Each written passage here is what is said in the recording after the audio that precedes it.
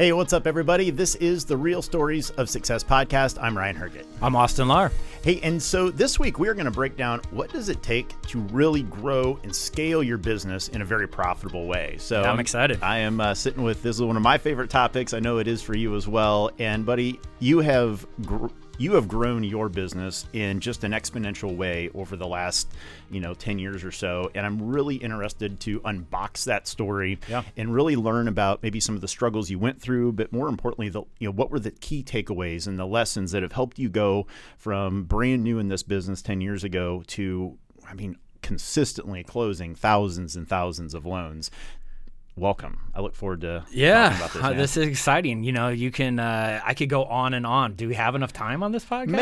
Maybe.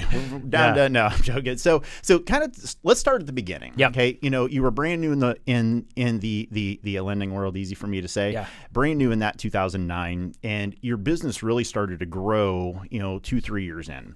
That's where I kind of want to pick up the ball. At this point, how many loans are you doing to where it's like, oh my gosh, I need to do something different here? Yeah. Kind of walk us through that. Yeah, and we've talked about this before, but I went to my wife and I said, I tried to have a conversation like I was going to work Monday through Friday, 12 hours a day, and then only 6 hours on Saturday and Sunday. And she looked at me like I had frogs coming out of my ears, right? And that's when I realized that I was like, man, I've got to let go a little bit. And so when I realized that I had to let go and start building a little bit of a team, my life changed exponentially, right? And so just like anything else, when you start something, you kind of start it slow, right? And you get that one person and then maybe another person, and then you're like, oh my gosh, this works. I can do this, right? And I can scale this a little bit. And that's how the whole thing started. And it started snowballing and figuring out that, hey, we need to be adding, instead of one person every 18 months, we got to be adding one person every 6 months, or every 9 months or whatever. And so we just kept scaling. We kept scaling until where we are now. We're not stopping. We're gonna keep growing. Yeah. Absolutely love that. So tell me, and the viewers out there, what were some of the first things that you really had to let go of, though? Because I know this is challenging for people to grow sometimes, because we oftentimes want to let go of the things that we hate the most. Mm-hmm. And in our business, sometimes that's the things that make you the most money, like prospecting calls and having those conversations. So I know you didn't go that route, but tell us, what are some of the things that you really had to get off of your plate so that way you could continue to grow? Sure. So we all know that we get the same questions as real estate agents or as lenders. We get the same questions every buyer, and that's fine. We understand that. We know, but maybe, so one of the biggest things that we did is put part of our process was addressing those questions up front and having maybe a quick video or a one-page sheet or getting a good CRM, right? And addressing those questions first before they actually come to you. And you save yourself so much time down the road, no doubt, right? And then when you do get that same question, that's completely fine, but be willing to let maybe your loan officer assistant take it, right? Because they're going to hear the same questions 100 times too, right? Hey, Mr. and Mrs. Buyer, Austin's actually in a meeting or he's on the other line, but I wanted to take care of that for you. If you still need some help, he's more than willing to call you after this. But hey, what's my payment? What's my cash to close? What are the same things that you get all the time? Give those off. Hand those off so you can time block, so you can go out and prospect yourself, so you can spend more time in green time as opposed to red time. Green time versus red time. So you touched on that in a previous interview we did, but tell everybody what that means. What's green time versus red time? I think people maybe call it different things, but I know exactly where you're going with that. Yeah, green time is money time, right? And it's not all about money, and we don't mean it like that, but green time are things that are actually going to be growing your business, right? They're not things that, red time are admin type things, right? Yeah. Sending out your own loan package in my world, or, trying to process a loan when you've got processors, right? That's red time, and you want to stay as far away from red time as you possibly can and save that time for green time. So even if you do want to be a 40 to 45 hour a week loan officer, that's still completely fine. I bet you can get 15 loans in at 40 hours a week if you have a really, really good process and good people to help you. Wow. So getting that kind of volume, and I know loan officers that don't do a fraction of that and work way more than that. And I know real estate agents that are in the same boat. So what are those things that you are time blocking, though? You mentioned the green time, the red time. Yep. Kind of take us one step deeper into that. How do you implement that into your day? How do you do that consistently? Kind of unbox that for us. Sure. Well, and we've talked about this prior, but we've got a process for everything, right? So if something happens, there's a process, there's a reaction to that trigger, right? So for us, for example, when a final CD comes, that's the final numbers for your buyer. That's a happy time, right, for that buyer. So reaching out to not only your buyer, but your referral partner, right, and the listing agent, all there together, and maybe a builder rep, right? Because that's the most exciting time that person's going to have, and it's probably the best time for you to get a referral. Absolutely. Right? And so having that process in place is really big for us. Having a process in place where, hey, on Wednesdays, we're going to go back and we're going to look to see who would be a really good refinance right now. Looking through our past buyers, pulling reports, those kind of things, and just picking up the phone and calling them. Right? And saying, hey, I was just looking over a report. It looks like you would be a great refi. What do you think if we put some numbers together for you? But time blocking that out has been so important for us. And it doesn't mean that you stop responding to your current buyers or right. whoever, but have somebody else watch that for you. Have somebody else look at that for you, or put an out of office on there and just say, hey, I'm going to be available. I'm occupied until 12 p.m., but I'm going to get back to you at 1. And it's all about setting that expectation, because all that person wants to do is hear that you're going to get back to them. Yeah, and just letting them know that up front. Yeah. So love that. Shifting gears real quick, one of the things that I love about your story and your growth is your leadership style, and how you're always working to empower people and attract people, and you don't lose people. Tell me about that. Kind of walk me through your philosophy on leadership and what's kind of led to the success that you're seeing right now. Yeah, when it comes to business, I'm pretty regimented, right? When the actual loan process going through, but as far as in the individual people, I'm very unregimented. I'm very, hey, if that is your skill set, go get your skill set, right? It's not my box and everybody needs to fit into it, right? It's hey, you're really good at taking people to drinks and after work. Go do that. If that's your thing, go do that. If you're a gym rat and a whole bunch of your business comes because you're in the gym every morning at 5:30, cool, go do that, right? Whatever that skill set is, let's play into that a little bit more. People say all the time, they're like, well, I haven't seen that loan officer in the office for 2 weeks. I'm like, that's probably a good thing. They're getting a lot of business in because they're out playing golf or they're doing some fun stuff because that's their skill set. They're out networking, right? And some people are just good on the phone. Hey, I'm not necessarily the most outgoing person and loan officer out there. Well, here's a list of some past leads that we've gotten that we haven't been able to get a hold of. Why don't you just start calling those guys, right? And so just figuring out what everybody's individual skill set is and letting it all play into our team or into our group as Fairway in general has been a really big portion of our growth. I can tell that's something you're incredibly passionate about, and that is the growth of people and really helping people develop to become their best versions of themselves and help them, really realize their dreams. And I know many, many people on your team that are just absolutely crushing it and having record years and just doing great. Tell us a little bit more about that. What are the qualities of a person that you're kind of looking for that you see, this is the type of person that's really going to do well in this industry? Tell me about that. Well, just like anybody, I didn't have any experience in this industry until I bought my first house. That was my first experience. We talked about that before, but that was my first experience. And so as Fairway in general, we've had some really good success with loan officers that have been in the industry for a little while and just haven't found that home. But we've also had some really good success with bringing people in from outside the industry. And what we're really looking for there is just good people first, right? Sweet. If you're a good person and you're outgoing and you can really talk to people, gosh, I can teach you how to do this, right? This isn't rocket science, but we can teach you how to do this. I don't even care if you're good at math. That's funny to say, but I don't even care if you're good at math. We have calculators for that, right? But if you're good at the networking and you're good at maybe puzzles and those kind of things, right? You're probably easily teachable. And so one great thing that our system does is we bring people in as junior loan loan officers, right? And let them have experience under a senior loan officer, and let them grow until they're ready to go out and kind of do it on their own, right? And so now all of a sudden they're not coming into a job that's 100% commission right off the bat, and they're able to grow, and they're able to build their book of business, and they're able to see, hey, where are my skill sets and where can that fit into this industry a little bit? Definitely. So taking that maybe another step further, what are the things that you have to do, and then maybe you found that you have to help your people do, that once they start getting a little bit of success, to really keep their foot down and keep that, help that the momentum continue to build? Because I see a lot of people that, man, they'll have a couple really good months, and then all of a sudden they take their foot off the gas because they get a little complacent, or they're like, oh, everything's good, I don't need to make these calls, or I don't need to go out and have these 2 coffees this week. Tell me about that. How do you help navigate people through that? How do you help them stay not necessarily motivated, but focused on what they said they wanted to do? Sure. Well, it's goals.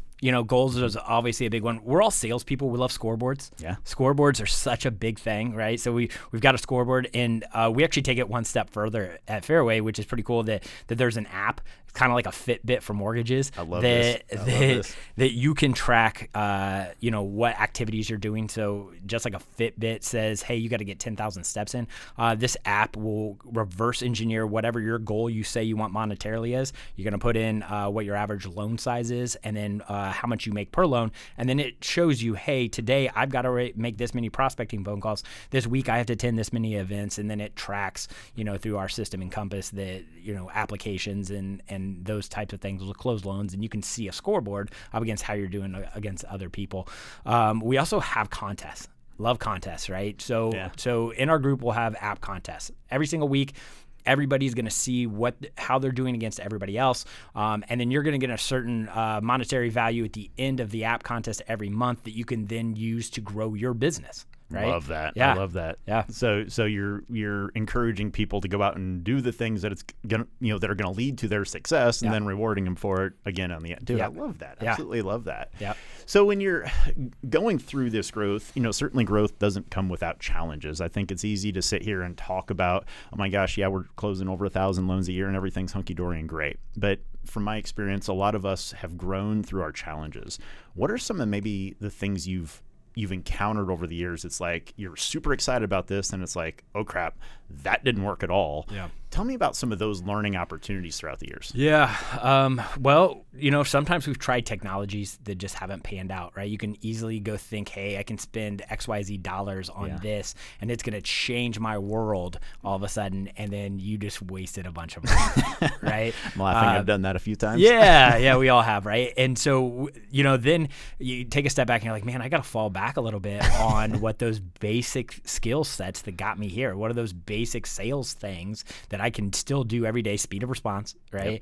Yep. Actually picking up the phone as opposed to email and texting, right? And I have to say I'm pretty bad at this, but meeting clients face to face, right? Those are the things that we've learned that will never leave our process, but we have failed a couple times with some technologies, and I'm not saying they're all bad, because there are some really cool stuff in there. Some other challenges that we've seen, iBuyers, right?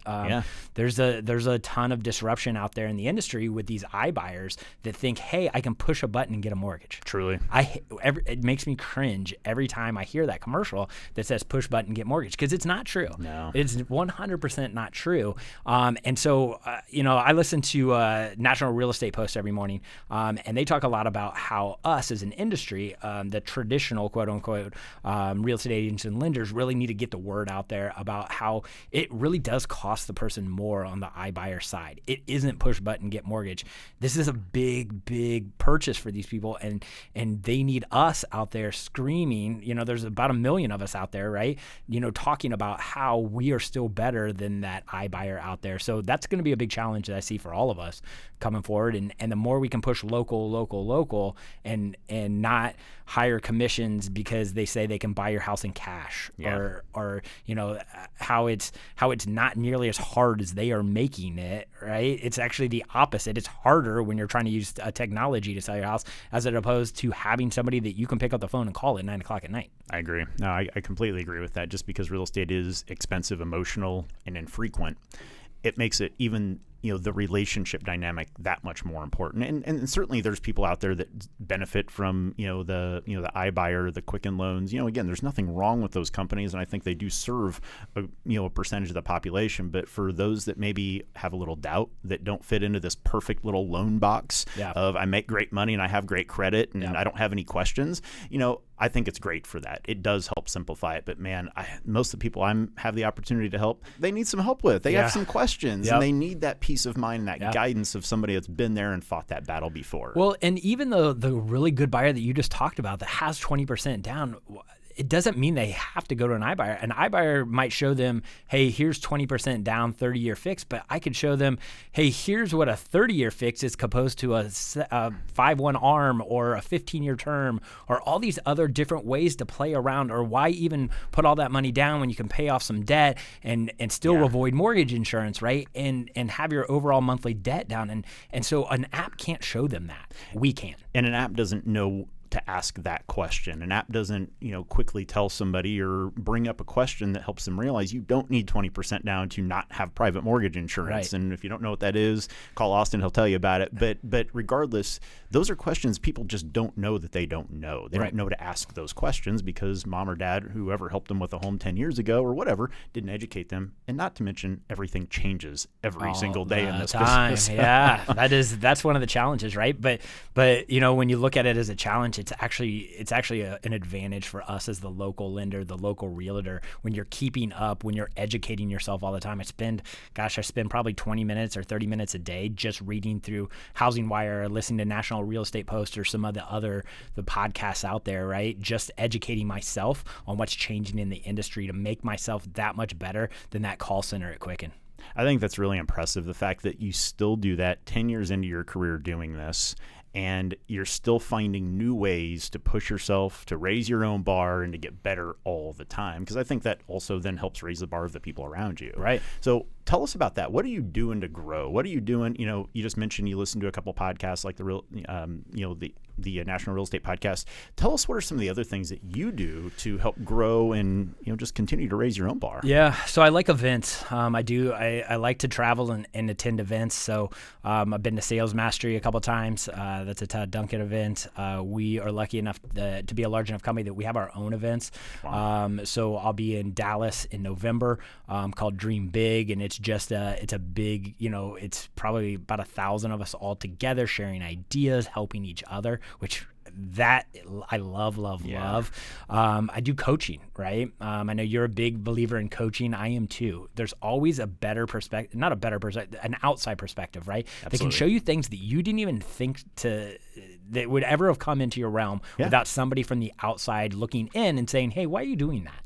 Right? What did you think about that way? And getting you out of the comfort zone, right? Because that's what coaching is all about, getting you out of that little comfort zone that you live in day to day. And that's where all of a sudden all this growth starts to happen is every time you're out of that comfort zone. So I would say education myself. I would say attending events, that's also going to be education too. But it's learning also to network and those kind of things. And then coaching, getting out of that comfort zone. I love that, man. So you're always pushing yourself to grow. And, one of the things I think you and I have talked about in the past is, when you start teaching other people to do something, it really forces you to step your game up. It's like, because you can't just, I do it this way, because you really have to understand why you do things. And by understanding why you do things, it really helps you analyze it and get better at doing it. Well, and then it's hard when you're teaching somebody else and saying you have to do that. It's keeping you accountable because you better be doing it too, right? So coaching other people has been very valuable in that, and saying, hey, why aren't you making 10 prospecting phone calls this week, and then thinking back, okay, well, I just told them to do it. I better go make 10 prospecting. Yeah, yep. But it's so funny you say that though, because I think back to some of my favorite moments that throughout my real estate career, and all of them have come when I was doing training for other people and showing them, okay, here's how this phone call works, or here's how this strategy works.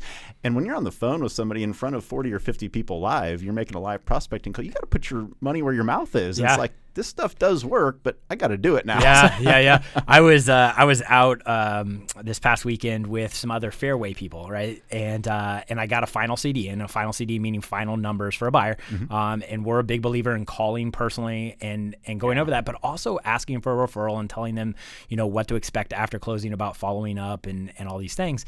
And we were in a hurry. right? We were out, we were about to go to have lunch or something, and but I had this audience of people waiting for me, and so I had to go through my entire script, right, of telling that buyer their final CD. And as we're going into lunch, those other loan officers that I was with were like, "Oh my gosh, that was really cool," and so that held me accountable. Like, even though I needed to get out of there right then, I still stuck to my process and took an extra 10 minutes or whatever it is to go through with that buyer, even though everybody was waiting for me. And not getting off of that process that we have. But now all of those people have seen that that's what leads you to the success that you've seen. Is you're not just saying it, you're living it. You're doing it consistently every single day. And like we talked in a previous episode, when you don't do that stuff, when you're inconsistent with your actions, you're simply not going to get those results. And as a leader especially, everybody's watching, everybody's paying attention, and if you drop your standards, man, I guarantee you everybody around you is going to drop your standards as well. Got to be the first one in, last one out, right? Yeah, always. I really, really think that's the case. I mean, because people are going to perform to the standards in which you expect them to perform. And, man, you do that at a high level. So tell me, kind of shifting gears, what's keeping you up at night right now, man? Kind of what's going through your mind? What are you working on? Yeah. Tell us about that. So we did just talk about the iBuyers, kind of going back to that. That does keep me up at night from time to time. I mean, it is a big disruptor. How are we as an industry on the traditional side going to adapt to that? I think that sticking to our morals is going to be really, really big. Getting some of our national, maybe like, the National Association of Realtors to kind of push out there a little bit more of, hey, we're here. We're less expensive. I don't care what kind of advertising campaigns that they can run. We're still your better option type of things. Those are the things that kind of keep me up at night. Not that it's anything we can't overcome, but us as a group, we all need to kind of get together and really band together and make sure that on social media and those kind of things that we're really screaming out there, hey, we might not have the same advertising dollars that Redfin has or Zillow has or whatever, but gosh, guys, spread the word for us. We're still the better option. We're still the less expensive option. We're still here to walk you through, no matter what they tell you, how complicated it is. We're the ones that are going to walk you through that, right? Yeah. We're the ones that are going to sit down and make sure you understand your options, and an app can't do that. No, it really simply can't. And the fact that you just still, after all these years and all these people you've had the opportunity to help, you still just really just go back to the basics. You stick to the foundational principles that have really helped you grow. And man, the consistency in which you do them is just, it's led to some incredible growth over the years. So what else are you looking forward to, man? What's next for Austin Larr? Yeah, we're going to keep growing. Fairway is going to keep growing. We're lucky enough to be growing in the state of Indiana, which is awesome. So that's going to be, that's number one, maybe a little bit farther out from central Indiana too. That would be the best thing that we could do here, is grow our brand and get a little bit more weight under that. So love it. One last question before we wrap this one up. But one of my favorite things to talk to people about is, what's their definition of success? What does success mean to you? Because I think it's a different thing for everybody, and so I'm really curious to learn, what's that mean to you? Yeah, that's an awesome question. I don't need to drive nice cars. I don't have to have expensive mansions on a lake or whatever. I really like the competition in the whole thing. I like the growth. I like to see all the other, from the loan officer assistants to the processors to the loan officers themselves, growing and them being able to buy nice houses or whatever. That's where it's really at for me. I really, really, truly enjoy that success out there, and that success for me is seeing those guys and them doing well. So putting good people around you and helping them get to where they want to be. Absolutely. That's fantastic, man. That's fantastic. Is there anything else that you want to leave people with as far as, pivotal moments in your career, or maybe a coach or a mentor that really helped shed a light on a subject for you that would really be a helpful takeaway when we're talking about scaling your business? Yeah. If people are taking takeaways here, I would, number one, don't think you can do it all, right? Build a team if you can, and a team can be two people. Yeah, right? A team can absolutely be two people, but 100% that is a big takeaway. Market as much as you can, and it doesn't have to mean you have to spend dollars, but marketing can be networking, going to every single industry event you can, right? Mm-hmm. Maybe sponsoring an event just so you have a couple minutes to talk. That would be a big takeaway for me is network as much as you can. And then, try and get a process. We've talked about it a bunch of times, but you got to have a process, right? And doesn't mean your process isn't always changing, and you can be tweaking your process, but make sure you have a process, no matter what that is, right? And always kind of adapting that process when new things come out or you see something not working. But having that foundation always in a process would be the 3 things that I would tell somebody right now. Love that, man. Love that. So, well, that is it for this episode of the Real Stories of Success. If this was helpful, please follow us, subscribe, rate, review on all of your podcast platforms out there. We appreciate it. Thank you all so much for your time today. Thanks, guys.